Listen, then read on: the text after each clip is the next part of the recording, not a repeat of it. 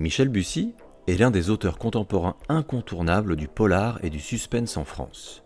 Il débute modestement sa carrière en 2006 en publiant son premier roman, Code Lupin, tout en étant universitaire, professeur en géographie et chercheur émérite à l'université de Rouen. Né à Louviers et attaché à la Normandie, il choisit sa région natale comme ancrage de ses premières histoires. Par exemple, Mourir sur Seine se passe pendant l'Armada de 2008 à Rouen, Nymphéas Noir, polar français le plus primé de 2011, se passe à Giverny, ou bien encore Un avion sans ailes, vendu à plusieurs millions d'exemplaires à travers le monde depuis 2012, passe par Dieppe, puis sort pour la première fois des frontières normandes. Il malmène ses lecteurs pour leur plus grand plaisir avec de nombreux rebondissements, des faux semblants et des intrigues psychologiques haletantes.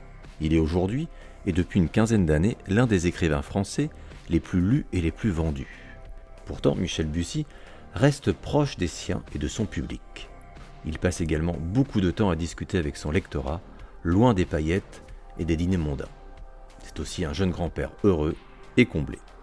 C'est à l'occasion d'une invitation par la librairie Les Mondes de Zulma à Veules-les-Roses que nous le rencontrons fin décembre dernier. À ce moment-là, son dernier roman sorti est Les Ombres du Monde, où il fait rentrer pour la première fois l'histoire avec un grand H dans son histoire, mettant en avant les horreurs de guerre du génocide rwandais.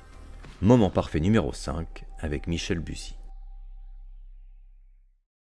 Alors enchanté, du coup, c'est pour une vidéo qui s'appelle Équilibre fragile et l'émission c'est Moment parfait. D'accord. Voilà, au pluriel. Et ma première question, c'est de savoir quel est votre moment parfait à vous au cours de la création d'un ouvrage. Ah, moment parfait. Ça, c'est une question qu'on m'a jamais posée, donc il faut que je réfléchisse. Il y en a beaucoup, heureusement. Je dirais que le moment parfait, même s'il y en a beaucoup à partir du moment où on commence à écrire, je dirais que c'est quand même le moment, moi, où j'ai l'étincelle du roman. C'est un temps très court, en fait, le moment où on se dit, tiens, cette idée-là, si je tire le fil, ça peut devenir un roman entier, ça peut devenir une histoire. Donc, c'est ce moment où on va prendre les premières notes, D'accord. voir le début, la fin, une ébauche de personnage. Voilà, ça c'est le moment parfait parce qu'après il y a un temps qui est extrêmement long, des heures, des centaines d'heures d'écriture. Il y a toujours ce petit moment où le roman naît de nulle part. D'accord. Et alors justement, donc l'autre question, c'était aussi de savoir combien de temps et comment vous procédez pour écrire. Alors j'allais vous poser, est-ce que c'est un long processus? A priori, oui. Oui, c'est un processus, hein, écrire un livre, c'est un marathon, enfin un roman en tout cas, c'est vraiment travailler sur le temps long en permanence. Alors moi, comment je procède, souvent je laisse maturer mes histoires assez longtemps, parfois même 20 ans, 10 ans, 5 ans, en tout D'accord. cas c'est souvent des histoires que j'ai depuis longtemps. Et puis à un moment donné, je décide que ce sera la prochaine histoire que je vais vraiment raconter, et là je passe d'une sorte de fantasme d'histoire avec une atmosphère, des silhouettes, un lieu, etc., à quelque chose qui va vraiment se structurer. Donc là, il y a un long moment où je ne fais que penser à mon histoire et la structurer dans ma tête et un peu sur le papier. Et puis après, il y a le temps d'écriture avec pas mal d'itérations qui est long, qui fait... voilà, c'est environ un an de travail, mais c'est surtout une façon continuelle d'avancer le roman. Voilà, jour après jour, je dirais presque heure après heure, et là il y a une espèce de voilà de concentration extrême sur l'objectif. Ouais. Et du coup, vous vous astreignez à un certain volume horaire par jour, vous êtes à un bureau, enfin comment ça se passe quand vous écrivez? Ou est-ce que quand l'inspiration vous vient, vous prenez Non, l'inspiration, elle est là en fait. L'inspiration, c'est l'instant parfait dont je parlais au D'accord, début. d'accord. C'est-à-dire que l'inspiration, elle est là dès le départ. Il y D'accord. a assez vite. Je sais quel est le roman, quelle est sa couleur, quels sont les personnages. Enfin, ce roman, je l'ai en tête. Et à partir du moment où j'ai ce roman en tête et où je me mets à l'écrire, après, j'écris dès que j'ai le temps. En fait, c'est l'espèce pas de course contre la montre, parce qu'il n'y a rien qui presse, mais en tout cas, c'est l'espèce de dire que tout le temps qui n'est pas consacré soit à la rencontre avec des lecteurs, soit à la Mmh. famille, soit à des tâches du quotidien. Tout le temps hors, c'est C'est du sur temps que je l'écriture. consacre à l'écriture. Et quelque part, je me force évidemment de temps en temps à arrêter d'écrire pour ne serait-ce que lire, ne serait-ce que faire autre chose. Mais en fait, le temps devient entièrement...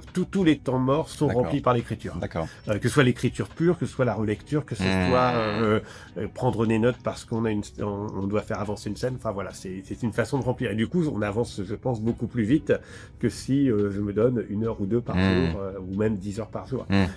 Voilà, je comble tous les voilà, D'accord. tous les trous sont comblés par l'écriture. Voilà. Et est-ce que justement votre éditeur est-ce qu'il y a des deadlines? Est-ce qu'il y a des délais? Ou est-ce que vous avez un peu carte blanche pour rendre un manuscrit ou? Non, non, moi j'ai carte blanche maintenant, ça fait Mmh. 15 ans que je suis avec le même éditeur. Voilà, je sors entre un livre et deux par an depuis une quinzaine d'années.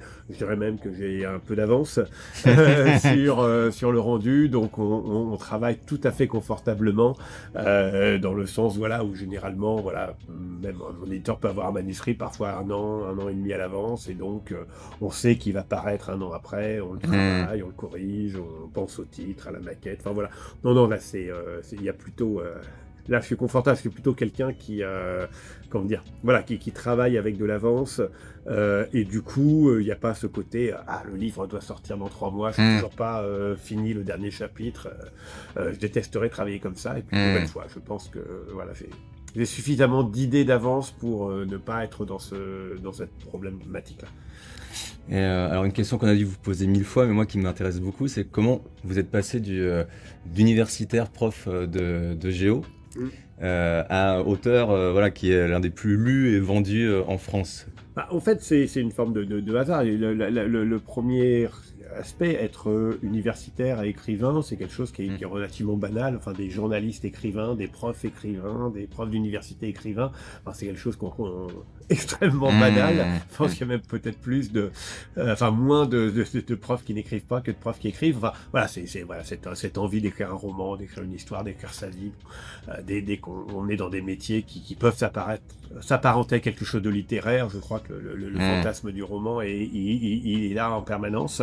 Non, la grande originalité, c'est que généralement, quand on est universitaire et qu'on publie des romans, on peut avoir un succès d'estime, mais c'est assez rare que le succès des romans vienne bouleverser la carrière, puisque voilà, moi, ma carrière, elle a basculé, notamment après Un avion sans aile, où globalement, sur un an, j'ai dû vendre 1 million de livres, et qu'évidemment, quand on vend 1 million de livres, c'est pas tout à fait la même chose que quand on Mmh. en vend Bien 1000 sûr. ou 2000.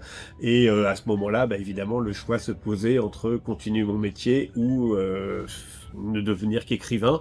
Et j'ai quand même été, pendant 10 ans à peu près, fait les deux.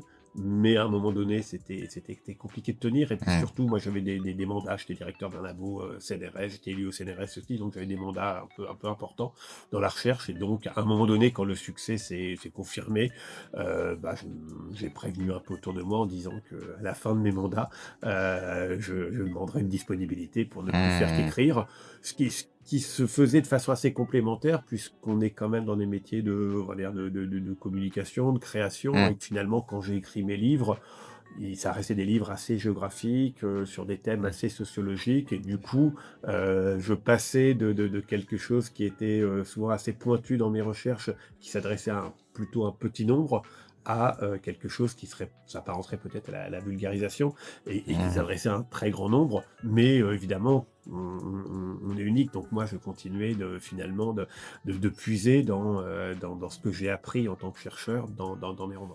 Mmh. J'allais vous poser la question justement, est-ce que ça a nourri votre écriture? Mais oui, forcément. Enfin, d'avoir été universitaire, chercheur, le processus de création, du coup, devait être aussi un peu Oui, oui. similaire, le souci du détail aussi? Ouais. Oui, oui, je pense que pour être un bon chercheur, en Mmh. fait, il y a deux qualités. Il y a la rigueur et l'imagination. Enfin, c'est clair, il faut être extrêmement pointu dans son Mmh. domaine, que ce soit un domaine médical, physique ou sociologique, géographique. Bon, voilà, faut avoir une connaissance factuelle précise. Voilà, donc ça, c'est effectivement de la rigueur. Et puis de l'imagination, parce qu'il y a des, il y a des très très Mmh. bons Mmh. techniciens de la recherche, mais qui n'ont pas l'imagination. Et les plus grands chercheurs sont souvent des gens qui sont capables d'aller explorer dans des champs que les autres Mmh. n'iront pas Mmh. explorer. Mmh. Donc, faut les deux, et c'est un peu des qualités similaires quand on est écrivain. Voilà, beaucoup de rigueur quand on écrit, beaucoup d'imagination. Après, la grande différence, c'est évidemment que quand on est chercheur, on travaille sur des faits, sur une démonstration, sur de la pédagogie, alors que quand on est écrivain, on travaille sur l'émotion.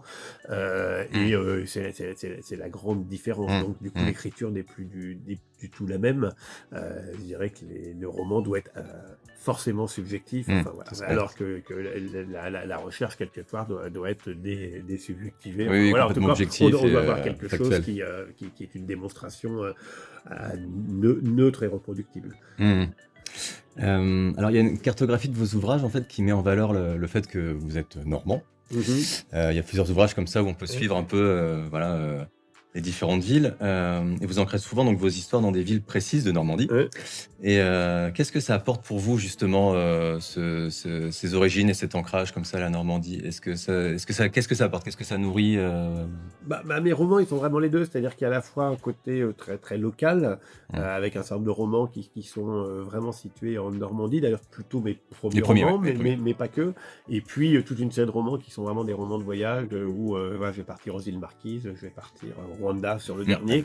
Donc on a vraiment des horizons très lointains, et bon, bah, ça correspond vraiment là à une, une identité de géographe, où la Mmh. plupart des géographes diront qu'ils ont beaucoup travaillé sur les identités locales, sur la capacité à s'investir dans son quartier, dans sa commune, dans sa région, etc. Et évidemment la capacité à relier ça avec le monde Mmh. entier, et Mmh. à ne surtout pas être cantonné sur une échelle nationale ou régionale, mais Mmh. voilà, que les identités sont multiples. Et voilà, donc moi, mes romans participent à ça. C'est vrai que la Normandie a une particularité, c'est qu'elle est un peu universelle, c'est-à-dire que le fait qu'il n'y ait pas une identité régionale très forte, pas Mmh. une langue régionale, enfin c'est une région de beaucoup de migration de part. Et bien du coup, on a vu avec Flaubert, Annie Ernaux, plein d'auteurs normands, qu'elle devenait finalement une sorte, sa banalité devenait une sorte d'universalité. Donc je pense que c'est assez pratique la Normandie pour écrire des choses qui vont finalement pouvoir être lues un peu dans le monde Mmh. entier. Moi, mes romans qui étaient très normands ont aussi été traduits dans le monde entier.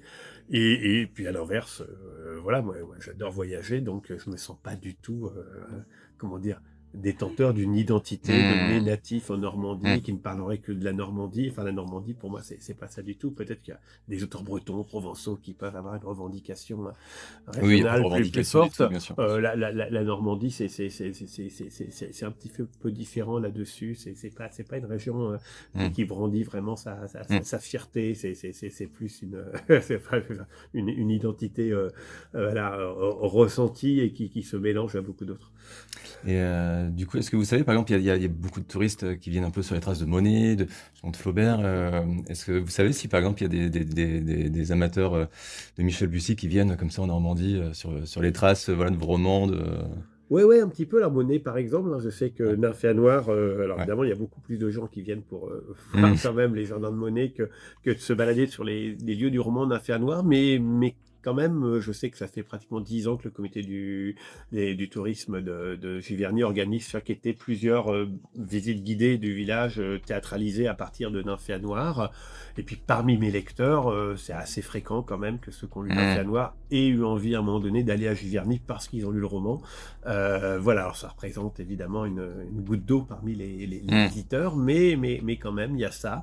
Et puis, comme j'ai quand même aussi écrit, par exemple, sur les Marquises, par exemple, c'est vrai que quand j'étais retourné aux Marquises, c'est vrai que pour par exemple, les touristes qui ont la chance d'aller en Polynésie et qui ont pu lire mes romans, Mmh. un certain nombre vont faire le crochet par les Marquises, qui est quand même un gros crochet, puisque c'est 1500 km, mais ils se disent, quitte à être en Polynésie, autant aller jusqu'aux Marquises. Et parfois, le roman, c'est l'élément déclencheur Mmh. de cette envie-là. Donc oui, bien sûr, on déclenche des envies, parce que quand il y a des romans qui sont lus par des centaines de milliers de personnes, on est tous pareils. C'est-à-dire que les désirs de voyage, ils naissent souvent d'un Tout à fait. imaginaire, et l'imaginaire, il est né, l'avant-dernier se passe en Guadeloupe. Je pense que dans les gens qui ont lu le Rwanda, j'ai beaucoup de retours, et c'est vrai que je pense qu'il y a quelques personnes qui se laisseront tenter par le Rwanda après Mmh. avoir lu ce roman. Alors justement, donc voilà, vous évoquez votre dernier ouvrage, Les Ombres du Monde, qui est, alors, je dirais, presque à part un peu dans votre bibliographie, en fait, où vous délaissez un petit peu le côté polar. Qu'est-ce qui vous a donné envie justement d'écrire, de situer au cœur du Rwanda cette Mhm. nouvelle histoire, et puis de vous éloigner un petit peu, voilà, de votre genre de prédilection un peu des Mhm. débuts. Alors, ça reste un polar, hein, Hum, ça reste un thriller, ça reste vraiment un roman d'aventure. Enfin, moi, je tiens hum, à le rappeler, parce que c'est les gens qui le lisent exactement comme mes autres romans, c'est-à-dire en tournant les pages, on a envie de savoir ce qui va se passer après. Enfin, c'est haletant. il y a une construction qui reste une construction de polar. Après, une fois on a fait cette construction polar, bien entendu. Ça traite du génocide des Tutsis Rwanda, donc ça traite d'un fait historique majeur, 1 million de morts en une centaine de jours. Et ce roman s'appuie sur des faits réels, et voit même, on croise un certain nombre de personnages réels dans ce roman.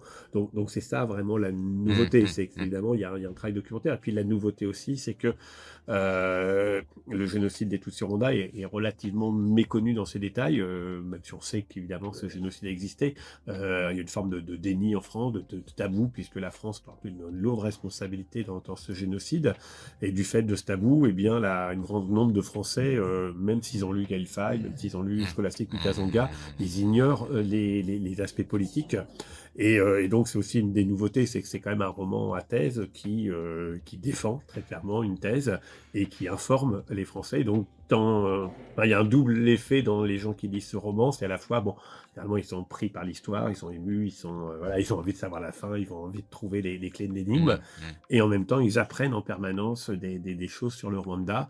Et comme évidemment, c'est aujourd'hui très très facile de vérifier les faits, eh bien, ils constatent la page après page que ce que je raconte, c'est vraiment réalisé, et que donc il y a une forme d'effarement et de sentiment aussi d'avoir appris quelque chose. Et à la différence d'un article de journal, etc., c'est vrai que quand on lit un roman de 500, 600 pages, on apprend quelque chose, mais on est aussi plongé dans une réflexion, dans quelque chose qui fait qu'on le comprend de l'intérieur, qu'on le vit de l'intérieur. Et ça, c'est... Donc, je pense que c'est un roman qui s'oublie assez peu, finalement. En tout cas, c'est un roman dont il reste forcément Ouais, plus de ouais. traces, peut-être que d'autres romans policiers que je relis pas du tout, que j'aime beaucoup, mais qui sont des lectures qu'on lit assez vite et qu'on peut assez vite oublier, parce qu'il n'y a pas des faits comme ça qui sont saillants. Je pense que ce roman-là est un roman qui s'inscrit, qui s'accroche un peu à la mémoire, parce qu'il y a effectivement on a le sentiment, pour beaucoup de lecteurs, pour la première fois, de découvrir un certain nombre de faits. Alors on parlait des lecteurs, certains auteurs en fait à succès, des fois, font moins de rencontres, moins de Mmh. dédicaces, et vous, c'est vraiment quelque chose que vous continuez à faire, et j'ai l'impression même, Ouais. Ouais, peut-être, après, il y peut-être a pas tout. plus, mais autant, Ouais, enfin, autant, après, il ça y a tout, il y a c'est des moments tout. importants pour vous? Ouais. Ouais, mais il y a tout. Il y a vraiment OK. des auteurs Oui, oui, très, bien très sûr, bien sûr, connus bien qui sûr, en bien sûr, font, bien d'autres sûr, qui en font bien pas. sûr. Enfin, je pense que c'est pas forcément lié au succès, c'est lié à l'envie de le faire. Moi, c'est vrai que, Mmh. ne faisant plus que écrire, c'est vrai que j'adore au moins une fois par semaine aller à la rencontre de lecteurs pour discuter, pour partager. Puis on reçoit généralement beaucoup de compliments. Donc, non, c'est pas un effort. Et puis, bon, peut-être qu'un jour j'en ferai moins, mais, Mmh. et puis, on est une chaîne du système du livre, en fait, et je trouve que c'est tout à fait important que les auteurs, notamment quand ils ont un peu de succès, continuent d'aller soutenir les libraires, les médiathèques, les écoles. Voilà, Mmh. ça fait partie du jeu. Et donc, c'est bien que si je suis invité sur des salons dans mes librairies, c'est aussi parce que je fais venir du monde, parce que je vends. Donc voilà, voilà, on va dire, la lecture, l'écriture m'a beaucoup donné, je dois rendre aussi un petit peu. Ouais, on voit Donc parce voilà. que vous Donc faites. non, mais c'est important. Enfin, je trouve que je suis vraiment pas à plaindre. Enfin, c'est que du bonheur, c'est que Bien sûr, des bien événements. sûr. Mais à un moment donné, je trouve il faut aussi mouiller le majuste. Enfin, il y a peut-être, Ouais, je c'est juge personne, mais il peut y avoir aussi une forme d'égoïsme, de se dire, bah voilà, Mmh. mes livres se vendent, mais je vais pas aller, je vais dire non à toutes les demandes de libraires, de salons, etc. C'est aussi une façon finalement de, comment dire, de ne pas soutenir. Mmh. Voilà, donc en plus on reçoit des masses d'affection, puis ça fait maintenant presque 20 ans que je tourne, donc on se fait aussi beaucoup d'amitié, beaucoup de Mmh. gens qu'on aime bien et qu'on a envie de retrouver. Enfin voilà, donc voilà, c'est une relation de proximité qui est très agréable.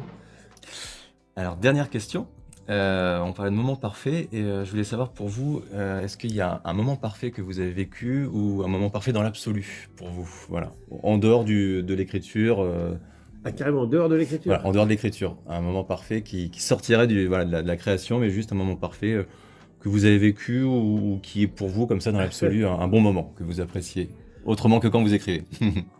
Un moment parfait comme ça,